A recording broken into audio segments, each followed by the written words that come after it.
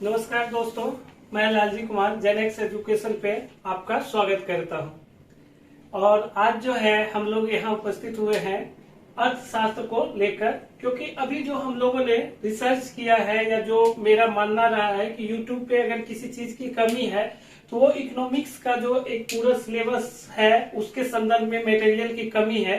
इसलिए हम इन कमियों को दूर करते हुए और आगामी जो भी एग्जाम है, जैसे कि आपका बीपीएससी 67 है, बीपीएससी 67 पीटी, उसके बाद आपको सीडीपीओ, ठीक है, फिर बिहार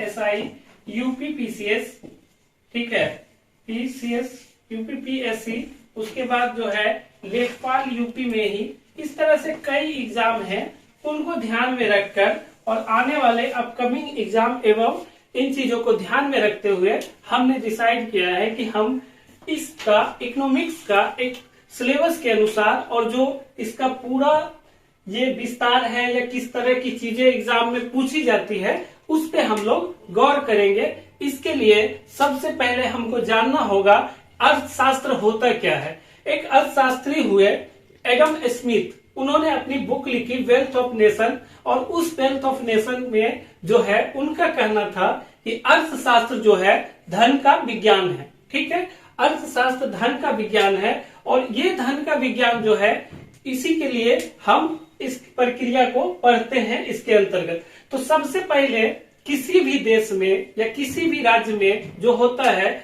एक संसाधन होता है। संसाधन जो होता है उसी संसाधन का किस प्रकार से समुचित ढंग से वितरण करना हो, जिसके अंतर्गत जो है हम लोग पढ़ते हैं कि किस तरह से समुचित वितरण करना हो। और जिसके अंतर्गत हम देखते हैं कि एक जो होता है छोटे लेवल पे होता है, बड़े लेवल पे होता है। जैसे व्यष्टि अर्थशास्त्र के अंतर्गत हम व्यक्ति के स्तर पर देखते हैं, एक एक छोटा फॉर्म, छोटा खेत, छोटा किसान, इन सब के स्तर पर देखते हैं। और जब समष्टि के स्तर पर अर्थशास्त्र को देखते हैं तो बड़े लेवल पे जाते हैं, जिसके अंतर राजकोषीय नीति, ब्याज भुगतान, इसके अलावा अंतरराष्ट्रीय व्यापार या अन्य जो चीजें हैं उनको हम लोग देखते हैं कि किस प्रकार वो अर्थव्यवस्था को, समाज को प्रभावित करते हैं। तो सबसे पहले अगर आपसे कोई भी पूछे कि अर्थव्यवस्था का क्या यूज है, तो आपको एक लाइन में बोलना है, अर्थव्यवस्था के अंतर्गत हम उन प्रणालियों और विधियों को पढ़ते हैं जिसके तहत हम अपने देश या अपने पास उपलब्ध सीमित संसाधनों को असीमित व्यक्तियों की असीमित आवश्यकताओं की पूर्ति करते हैं। क्योंकि देखते हैं कि जनसंख्या बढ़ रही है, इसके अलावा लोग का बदलते वक्त के साथ डिमांड बढ़ते जाता है, उसके बाद संसाधन जो है वो एक सीमित लेवल तक रहते हैं, वो नहीं बढ़ता है। तो वही जो है राज्य का काम होता है कि इन चीजों को कैसे हम वितरित करें या किस प्रकार से उसको लेकर आगे चले। तो इसी के अंतर्गत हम अर्थशास्त्र को पढ़ेंगे और देखेंगे कि अर्थशास्त्र में ऐसी कौन कौन सी चीजें हैं जो हमको पढ़नी चाहिए और अर्थशास्त्र में ऐसे कौन से प्रश्न हैं जो एग्जाम में पूछे जा सकते हैं। तो सबसे पहले होता है कि जनरली आप जाइए किसी से पूछिए कि अच्छा इकोनॉमिक्स पढ़ना है, तो आपको बता दिया जाता है अरे योजना पढ़ लो, बैंकिंग पढ़ लो और ये सारा एक दो चैप्टर और कर लो, कृषि कर लो, जो कर लो, इसी सब में अर्थशास्त्र निपट जाता है। लेकिन जहां से हम लोग सोचते हैं उतना आसान सिंपल नहीं होता है। ठीक है, इसलिए हम क्या करते हैं कि चीजों को आसान करने के लिए और ज्यादा से ज्यादा इफेक्टिव और ज्यादा से ज्यादा कि हम प्रश्न को हल कर सके, उसके लिए हम जो है पहले किसी भी चीज को, किसी भी चैप्टर को, किसी भी सब्जेक्ट को पूरी तरह से सिलेबस के अनुसार का पढ़ना चाहिए और ये सिलेबस हम लोग इसमें डिस्कस करेंगे। अर्थव्यवस्था में सबसे पहले हम देखते हैं कि 3 क्षेत्रक में अगर आप देखिएगा तो आर्थिक लिहाज से हम अर्थव्यवस्था को 3 क्षेत्रक में बांटते हैं। इकोनॉमिक्स डेवलपमेंट या आर्थिक विकास, ठीक है, कि क्या है आर्थिक विकास। दूसरा की सोशल डेवलपमेंट, जिसके तहत हम लोग पढ़ेंगे कि अर्थव्यवस्था का वैसे कौन से प्रभाव है, वैसे कौन से कारक हैं जो सामाजिक विकास को प्रभावित करते हैं। ठीक है, और तीसरा जो हम लोग पढ़ेंगे वो पढ़ेंगे विदेशी क्षेत्र, फॉरेन सेक्टर, जिसके अंतर्गत हम लोग पढ़ेंगे कि किस तरह से भारत जो है इस जो जो वर्ल्ड है, जो पूरी दुनिया है, वैश्विक वर्ल्ड है, उसमें काम कर रहा है या उसके अंतर्गत भारत की अर्थव्यवस्था काम कर रही है, इसमें क्या प्रक्रिया है, क्या कमियां हैं, क्या और सुधार लाया जा सकता है, फायदा नुकसान, ये सारे चीज हम लोग इसमें देखेंगे। ठीक है, तो अभी तक के अनुसार हम कह सकते हैं अर्थव्यवस्था धन का विज्ञान है। अर्थव्यवस्था के अंतर्गत कोई राज्य या कोई भी देश जो है अपने संसाधनों का व्यक्ति के लिए और सीमित संसाधनों का जो है व्यक्तियों के असीमित उपयोग का प्रबंधन करते हैं, जिससे व्यक्ति का सामाजिक और आर्थिक विकास संभव हो सके और एक तरह से जो गरीबी रेखा में है या जो नीचे है, दबे कुचले हैं, जिनको सहायता की जरूरत है, इस प्रकार की नीतियां बनाए या इस प्रकार संसाधनों का आवंटन करे, ताकि जो है समाज के प्रत्येक वर्ग का विकास हो सके और हम कह सके कि हम एक विकसित वर्ग में रहते हैं, जहाँ की हमारे सभी जनता को एक यूरोपियन देशों की तरह या और विकसित देशों की तरह वर्ल्ड क्लास फैसिलिटी उपलब्ध है। तो यही एक विज्ञान है। जैसे अगर सामान्य अर्थों में समझे तो आप देखते होंगे कि किसी एक घर में किसी को अगर 10,000 20,000 पेमेंट आता है तो उसका प्रबंधन किया जाता है कि किस तरह से चिकित्सा पे कितना खर्च होगा, रेंट कितना जाएगा, खाना पे कितना जाएगा, शिक्षा पे कितना जाएगा, और इसी तरह का प्रबंधन आप देखते होंगे कि जब बजट या आर्थिक समीक्षा में होता है तो सरकारें करती है, तो आप देखते होंगे बड़े लेवल पे वो चीज होता है। ठीक है, तो हम इसी चीज को पढ़ेंगे। तो जैसा कि हम शुरू में ही बोल चुके हैं कि हम सिलेबस को समझेंगे। तो सबसे पहले इकोनॉमिकल डेवलपमेंट। ठीक है, तो इकोनॉमिकल डेवलपमेंट या आर्थिक विकास के अंतर्गत हम लोग रखे हैं नेशनल इनकम। नेशनल इनकम राष्ट्रीय आय, जिसके अंतर्गत हम लोग जीडीपी, जीएनपी, ठीक है, इत्यादि पढ़ेंगे। ठीक है, इन चीजों को पढ़ेंगे, देखेंगे कि राष्ट्रीय आय का जो है आकलन का पहला प्रयास जो दादा भाई नौरोजी किए, राष्ट्रीय आय के आकलन की विधि क्या है या अन्य चीजें जो इनसे संबंधित होगा, ये चीज पढ़ेंगे। एग्रीकल्चर के संदर्भ में हमेशा जो है एक रहता है उपभोग की स्थिति की, कभी हम लोग ज्योग्राफी में भी पढ़ लेते हैं, कभी हम लोग इसमें भी पढ़ लेते हैं, इकोनॉमिक्स में भी। लेकिन यहाँ जो है हम एग्रीकल्चर पढ़ेंगे तो एग्रीकल्चर के खासकर जो वित्तीय सेक्टर है कि सबसे ज्यादा एग्रीकल्चर का लोन कहाँ मिलता है, एग्रीकल्चर में जो है कौन कौन से चीजें हैं, या किस तरह से एग्रीकल्चर अर्थव्यवस्था को प्रभावित करती है, या किस तरह का जो एग्रीकल्चर का योगदान क्या है किसी देश के आर्थिक विकास में, उसका हम लोग मूल्यांकन करेंगे या उसको हम लोग अच्छे से पढ़ेंगे। उसी तरह से इंडस्ट्री जब हम लोग पढ़ेंगे तो नो डाउट इंडस्ट्रियल रिवोल्यूशन के बाद ही एक तरह से देखें हम लोग कि जब इंग्लैंड में 16वीं शताब्दी में औद्योगिक क्रांति हुई थी तो उसने पूरे देश की पूरे विश्व की दशा दिशा बदल कर रख दी थी, और उसके बाद एक तरह से वाणिज्यवाद का दौर शुरू हुआ था, वाणिज्यवाद, पूंजीवाद, जिसने कि अर्थव्यवस्था को बदल कर रख दिया था। जो पहले से सामंतवादी, राजशाही या फिर जो उपनिवेशवादी अर्थव्यवस्था का शुरुआत किया और उसको खत्म किया। ठीक है, तो इस तरह से हम देखेंगे इंडस्ट्रियल सेक्टर जो है किस तरह से हमको प्रभावित करता है। उसी तरह से सेवा क्षेत्र, सर्विस सेक्टर में देखते हैं कि आजकल अपने जीडीपी में सबसे ज्यादा योगदान जो है सर्विस सेक्टर का रहता है, उसके बाद उद्योग का रहता है, उसके बाद कृषि का रहता है। तो आखिर सेवा क्षेत्र में कौन कौन से चीजें आती है, सेवा क्षेत्र कब प्रकाश में आया, या पहली बार जो है सर्विस टैक्स कब लगाया गया, इन सब चीजों के साथ सेवा क्षेत्र के वर्तमान परिस्थितियों को हम लोग देखेंगे। ठीक है, और दूसरी चीज कि राजकोषीय नीति, उसके बाद हम लोग आते हैं। ये चैप्टर जो है एक तरह से पूरे अर्थव्यवस्था का जान कह सकते हो या बोल सकते हो कि इन चीजों को राजकोषीय नीति एवं राजस्व को जो पढ़ता है, जिसमें बजट व्यवस्था आती है, संसाधनों का आवंटन आता है, उसके बाद किस तरह से देश में संसाधनों का जो है ये होता है, तो इन सब चीजों का जो है हम लोग इसमें राजस्व व्यवस्था के अंतर्गत पढ़ेंगे। ठीक है, राजकोषीय नीति एवं राजस्व। ठीक है, तो इसके अंतर्गत हम लोग पढ़ेंगे। ये चैप्टर सबसे ज्यादा इम्पोर्टेंट है, और इसको समझने के बाद आप लोग समझिए कि बहुत सारा इकोनॉमिक्स में आप एक अच्छी समझ रखते हैं, तो उसके लिए हम लोग काम करेंगे। ठीक है, मुद्रा एवं बैंकिंग, ये तो मोटा मोटी ऐसा चैप्टर होता है कि आप 11th 12th 10th में भी हो तो थोड़ा थोड़ा पढ़ते रहते हो, लेकिन इसमें भी एक टेक्निकल चीज ये है कि अगर मुद्रा और बैंकिंग से सवाल जब आता है तो किस तरह से हम ज्यादा से ज्यादा क्वेश्चन को टेकल कर सके। ठीक है, तो इसलिए हम मुद्रा और बैंकिंग को पढ़ेंगे और उसके बाद मुद्रास्फीति आजकल बहुत ज्यादा चर्चा में रहता है कि दाम बढ़ गया, बहुत ज्यादा जो है इन्फ्लेशन हाई हो गया या कब, तो इनके अंतर्गत कौन कौन सी चीजें आती है, इन सब चीजों को हम लोग पढ़ेंगे। तो इस तरह से आर्थिक विकास में हम लोग नेशनल इनकम, एग्रीकल्चर, उद्योग, सेवा, राजकोषीय नीति, मुद्रा एवं बैंकिंग, मुद्रास्फीति, इसी तरह national income, agriculture, industry, service sector, physical policy and revenue, money and banking and inflation हम लोग आर्थिक विकास के अंतर्गत पढ़ेंगे। सामाजिक विकास में हम लोगों को, किसी समाज को हम विकसित कब कहेंगे?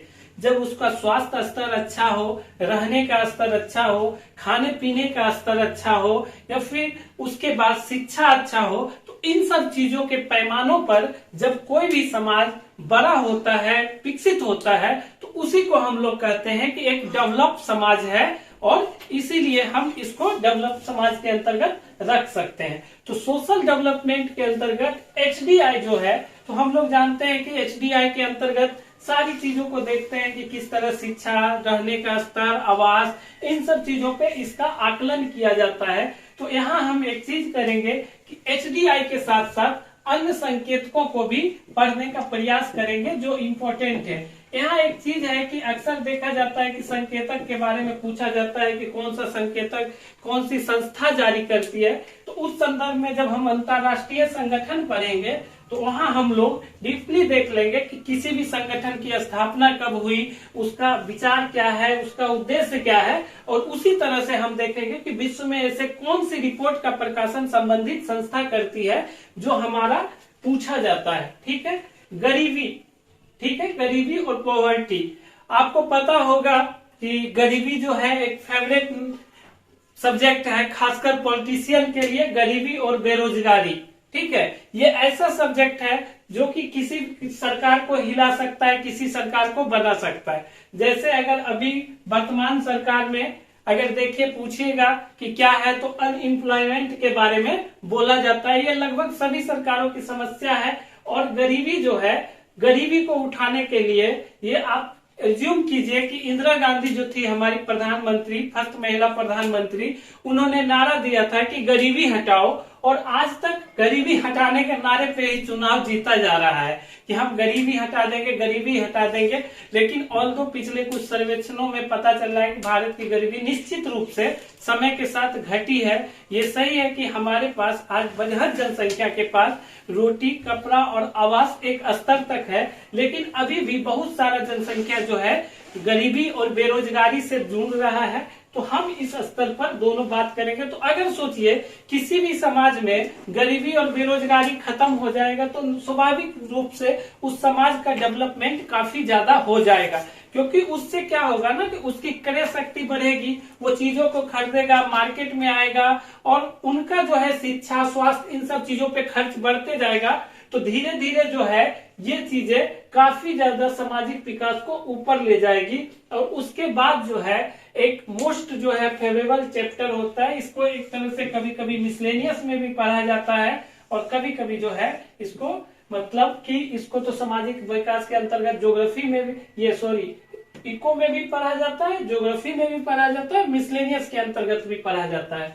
तो पॉपुलेशन के संदर्भ में हम पढ़ेंगे तो इसको पढ़ेंगे। ठीक है, जनसंख्या को हम लोग करेंगे, और खासकर जनसंख्या से किन चीजों का ज्यादा आने की संभावना रहती है उस पर हम लोग विचार करेंगे कि किस तरह से पॉपुलेशन के पार्ट को हम लोग पढ़ेंगे। अगर कोई भी यूपीपीसीएस का स्टूडेंट हो तो उसको पता होगा कि यूपीपीसीएस का पॉपुलेशन वाला पार्ट फेवरेट होता है, खासकर यूपी के एग्जाम में। और किसी भी एग्जाम में एक दो तो आना स्वाभाविक है, लेकिन यूपी के एग्जाम में 3-4 क्वेश्चन इसके जनरली आपको दिख सकते हैं, और अच्छे स्टैंडर्ड क्वेश्चन दिख सकते हैं। अगर आपने अच्छा अध्ययन किया तभी आप देखेंगे उसको। ठीक है, उसके बाद हम लोग देखते हैं विदेशी सेक्टर। या विदेशी क्षेत्र फॉरेन सेक्टर, ठीक है, जिसमें हम लोग इंपोर्ट एक्सपोर्ट को देखते हैं। जैसे कि आपको पता होगा कि भारत सबसे ज्यादा तेल का आयात करता है, इसी तरह से कुछ चीजों का भारत निर्यात भी करता है। तो आप किसी भी चीज को, कोई भी संस्था, कोई भी व्यक्ति, कोई भी ये अपने आप में पूर्ण नहीं है, आपको जो है व्यापार करना ही पड़ेगा, आपको दूसरे से मदद लेनी ही पड़ेगी। तो इसीलिए आयात और निर्यात जो है ये हमारे हड़प्पा सभ्यता से ही चला आता है, मेसोपोटामिया तक हम लोग व्यापार करते थे। और इसी तरह से देखिएगा कि अगर मौर्योत्तर काल में दक्षिण पूर्व एशिया से बहुत ज्यादा व्यापार था, तो आज वही संगठित हो गया, संस्था के माध्यम से हो रहा है, कुछ चीजें उसमें मानक तय किए गए हैं। और ये जो है एक विकास जो प्राचीन काल में हम लोग देखते हैं, उसका संगठित रूप अभी आयात निर्यात इन सब चीजों पे होता है। भुगतान संतुलन जो है, इसी का आयात निर्यात के बाद हम कितना जो है व्यापार घाटा, जो चालू घाटा होता है या फिर जो है ये पूंजी खाता घाटा होता है, इन दोनों चीजों पे हम विचार करेंगे। इसी तरह FDI, foreign investment, foreign development investment और फॉरेन इंस्टीट्यूशनल इन्वेस्टमेंट एफआईआई और पोर्टफोलियो निवेश पर भी हम लोग बात करेंगे। और उसके बाद अंतरराष्ट्रीय संगठन व संस्था पे हम लोग बात करेंगे, इंटरनेशनल ऑर्गेनाइजेशन पर, ठीक है। इसके बाद हम लोग देखते हैं कि इंटरनेशनल ऑर्गेनाइजेशन पर हम लोग बात करेंगे, ठीक है। ये चीज इंटरनेशनल ऑर्गेनाइजेशन पर हम लोग बात करेंगे। तो ये अभी जो हमारा इंट्रोडक्शन था वो यहाँ तक था कि हमने देखा कि अर्थशास्त्र के अंतर्गत हम कितनी चीजों को पढ़ेंगे। सर्वप्रथम एज ए स्टूडेंट, अगर आप लोग स्टूडेंट हैं तो आपको पता होगा कि आप किसी भी कोचिंग या किसी भी संस्थान में जाते हैं तो या तो हिस्ट्री से शुरू किया जाता है, या तो पॉलिटी से किया जाता है, या फिर ज्योग्राफी से किया जाता है। जनरली इकोनॉमिक्स के संदर्भ में जो है शून्यता दिखती है कोचिंग संस्थानों में भी और यूट्यूब वगैरह पे भी। तो हमारा एक प्रयास है कि हम तो आपको अपने स्तर से इन सब चीजों को प्रोवाइड कराएंगे ही, लेकिन अगर आप लगातार 1-2 नंबर से छूट रहे हैं या फिर ऐसा परफॉर्मेंस नहीं रह पाता है जैसा कि आप सोचते हैं, तो आपको पता होगा बिहार में 10 से 12 क्वेश्चन इकोनॉमिक्स का रहता है, ठीक है। उसके बाद सीडीपीओ में भी सेम होगा, बिहार एसआई में 7 से 8 रहते हैं, 7 से 8 के अराउंड रहते हैं, यूपी पीसीएस और लेखपाल में भी क्वेश्चन रहते हैं। तो आप कोशिश कर सकते हैं कि इस सिलेबस के अनुसार आप अपने पढ़ाई को जो है करिए। आपको जहां भी मिले, जो भी मिले, हमारी टीम के द्वारा भी कराया जाएगा इन सब चीजों को, इसको करने का प्रयास करें। इसको हम लोग एक चीज और से जोड़ सकते हैं कि अब देखते हैं कि ये तो हुआ कि हम एक बेसिक लेके चले जिसमें हम देखें कि क्या हुआ। तो आखिर इसके अलावा जो है इकोनॉमिक्स का एक पार्ट होता है जिसको हम लोग आर्थिक इकोनॉमिक्स या आर्थिक जो है समसामयिकी कह सकते हैं, कि आर्थिक समसामयिकी, ठीक है, आर्थिक समसामयिकी,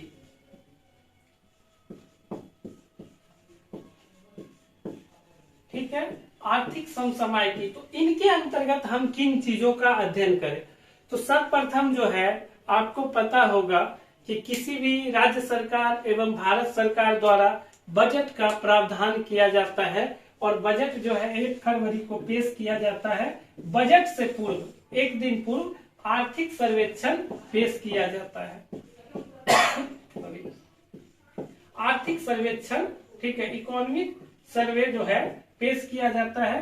तो बजट और आर्थिक सर्वेक्षण जिस ईयर में आप परीक्षा दे रहे हैं, किसी भी अच्छी बुक से आप करिए, हम लोग भी करवाएंगे ही।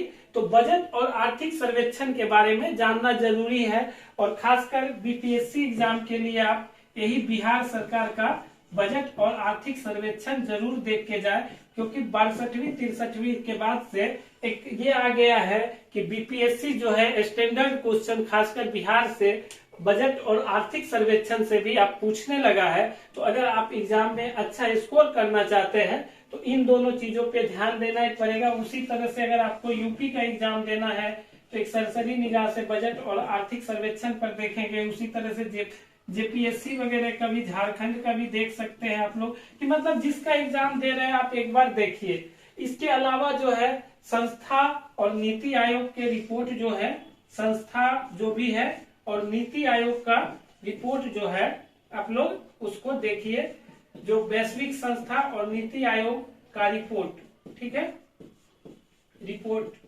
जो है हम लोग को देखना है, ठीक है।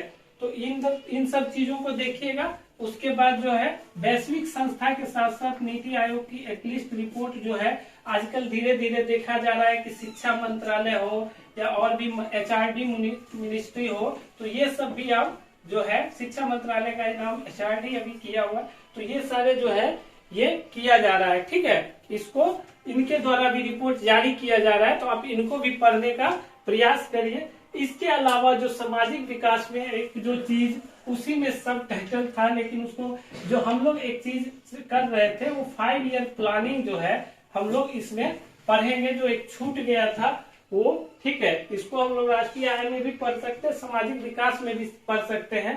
पंचवर्षीय योजना जो हम लोग का अभी छूटा था उस पर थोड़ा सा ध्यान दे देते हैं। पंचवर्षीय योजना में हम लोग जो है योजना आयोग, ठीक है, योजना आयोग, उसके बाद जो है नीति आयोग, ठीक है, नीति आयोग, और उसके बाद राष्ट्रीय विकास परिषद के साथ साथ विभिन्न पंचवर्षीय योजना, ठीक है। और उसके अलावा जो है हम लोग विभिन्न पंचवर्षीय योजना के साथ साथ अभी जो वर्तमान में सरकार की जो दशा दिशा है उस पे हम लोग गौर करेंगे।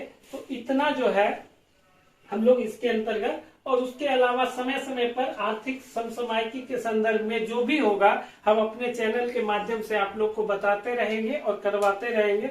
तो बीइंग ए स्टूडेंट आप लोग को यही सलाह है कि आप इस सिलेबस के अनुसार अपने आप अर्थव्यवस्था को या इसको पढ़ने का कोशिश कीजिए। निश्चित रूप से आपको बेहतर और आपके परफॉर्मेंस में सुधार होगा। खासकर अर्थव्यवस्था को उन स्टूडेंट को भी पढ़ना चाहिए जो पूर्व में एग्जाम दे चुके हैं या जो लगातार दे रहे हैं, क्योंकि उनका देखा जाता है कि एक लेवल पे जाने के बाद इसको रुक जाता है तो पता नहीं चलता है, लेकिन उसका कहीं ना कहीं हिडन कारण ये होता है कि अर्थव्यवस्था के संदर्भ में आप जाके पिछला प्रीवियस ईयर अपना परफॉर्मेंस भी देख सकते हैं, कहीं ना कहीं उसमें कुछ कमी रह गई होगी। तो हमारे द्वारा जो भी प्रयास है वो किया जाएगा उसको बेहतर करने के लिए, और आगे इसका और सब्जेक्ट वाइज या टॉपिक वाइज वीडियो अर्थशास्त्र का आपको बना के दिया जाएगा और उसको करवाया जाएगा, ठीक है। तो आज जितना भी टॉपिक हम लोग डिस्कस किए हैं उसको एक एक करके पढ़ा जाएगा, और इसका PDF भी जो है वो हम लोग डाल देंगे, जिसका लिंक जो है डिस्क्रिप्शन बॉक्स के नीचे दिया गया है। और आप लोग जो है अच्छे से पढ़िए, और अब जो है नेक्स्ट वीडियो में हम आगे टॉपिक वाइज आपको पढ़ाने की कोशिश करेंगे, ठीक है। Thank you.